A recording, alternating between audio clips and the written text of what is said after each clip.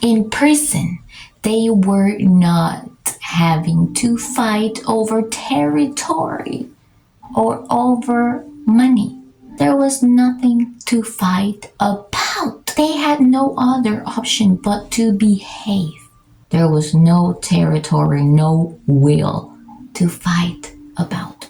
I find it mind-boggling that at this point, they're asking correctional officers to get on the stand to testify in favor of the Menendez brothers. What can they say?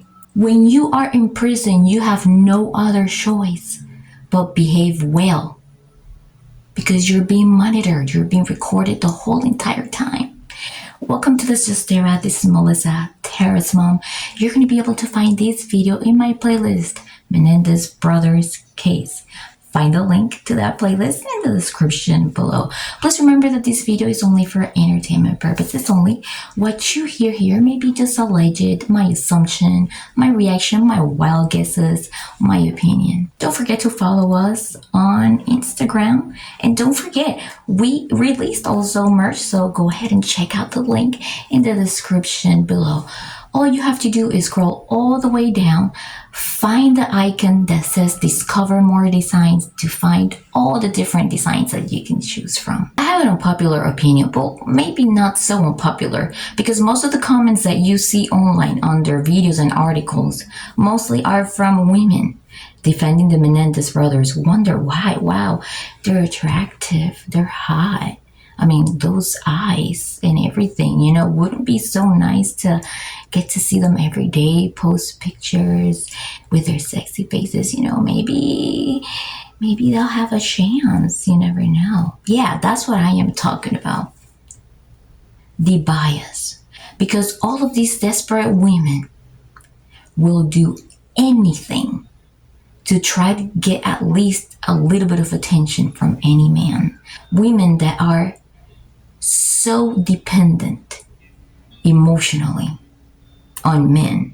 How can you trust that? How can you trust any of those comments? How can you trust what the family or what any correctional officers currently have to say? Why nobody is talking about revisiting the detective that handled this case? Why are we ignoring the fact that these brothers were forced to behave well?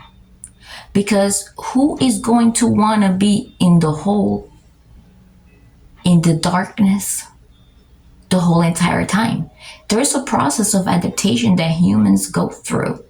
Yes, they thought that they were going to be for the rest of their life, so they have no other choice to adapt and to make the best out of it. The family of the Menendez brothers chose to do absolutely nothing. I don't care how much they have to say right now to get them out, to defend them. These are two different cases. An abuse case that should have been solved as soon as the family had suspicions. And then we have the case of unaliving, which was premeditated and cold. So in my opinion, and please remember, this video is only for entertainment purposes only. There is no professional legal advice, no professional medical advice, no professional life coaching advice, no professional advice whatsoever. Just my opinion. The family could have done something when they had the chance, but they didn't because of this. Because that was rolling in the family. There is nothing normal, nothing survivable, nothing self-defense, nothing psychologically normal about going out to shop for weapons and plan an unaliving when the abuse isn't even happening. No, with perfect self-defense, I don't buy that bull. I don't buy it. Okay? Because if you're going to do that for the Menendez brothers, if you're going to obsess over the Menendez brothers by putting their links on your bio with their campaigns and everything, why don't you do the same thing for all the other prisoners that are going through the exact same thing, that unalive due to claims of abuse, but didn't make it to Netflix because they were not as pretty as the Menendez brothers, right? Nathan Hochman and Judge William C. Ryan. So having the family or the correctional officers in the stand is useless, is absolutely ridiculous. Of course, they're going to say good things. What else are you going to expect? What else? When you are forced to behave in prison. But there is nothing that's going to guarantee that they will behave perfectly when they get out. And when they mess up, because we know if they are let out, we know that they will.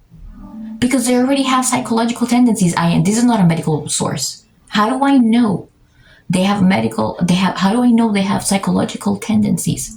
Because like I said, it's not normal to resort to unaliving when you are not in a self-defense scenario. They could have walked away and kept going with their lives. Oh, they couldn't get out of their controlling homes. How were they able to get out to burglarize? I'm waiting. Just the same way as they were able to burglarize, get arrested for other things, that's the same way they could have walked out. And this happened right after they were taken out of a wheel. I don't buy any of all that correctional officer on the stand or family on the stand, or let me talk to the family, let me talk to the correctional officers bull. That's just absolutely ridiculous. And so I don't have a lot of confidence in Nathan Hochman, but after doing further investigation and review, I do have a little bit of hope. Because from what I have gathered in the last few days, Nathan Hochman addresses crime differently than George Gascon did. So my hope is that Nathan Hochman is going to make the right bet and will know how to draw the boundaries between two different cases, an unresolved abuse case and an unaliving case. I am sure that he will understand that there is no justification for unaliving and that this was all based on a hype. And let me tell you something.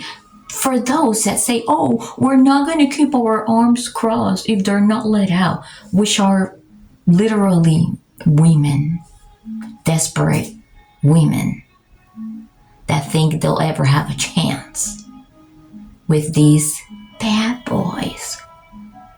Please, don't be so ridiculous. Anyways,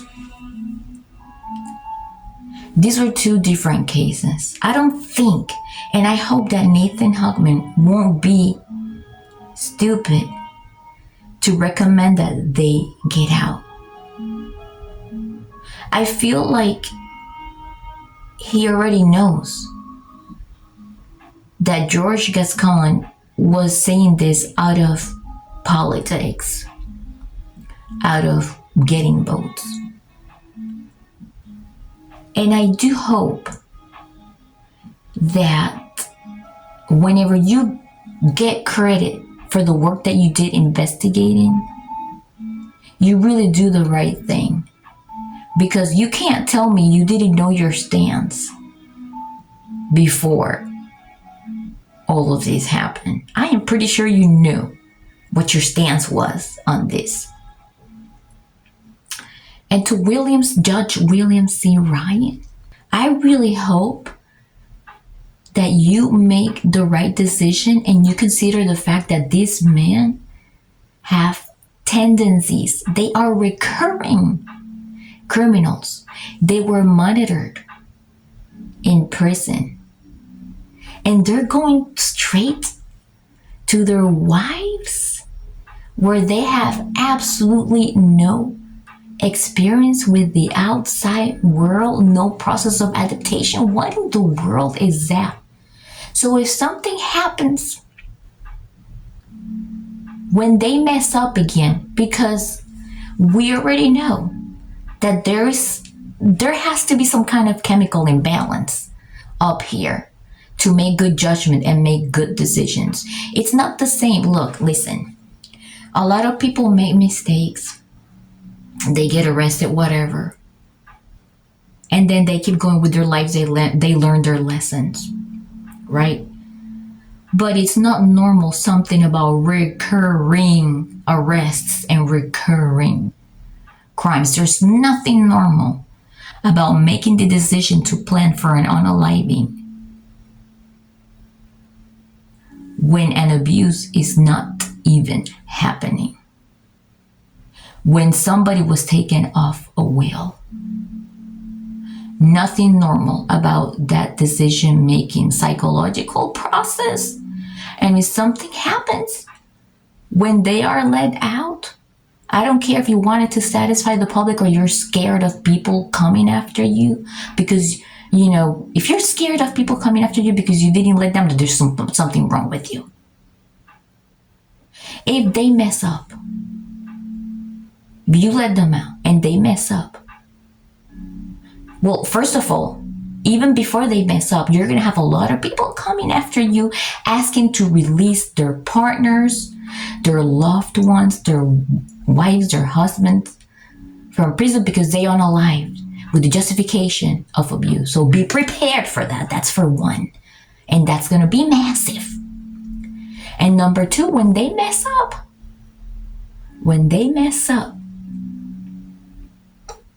be prepared, because that's going to be on you. And I can already smell it. Why? Because they are recurring criminals. Because I can tell that there is something wrong in their system.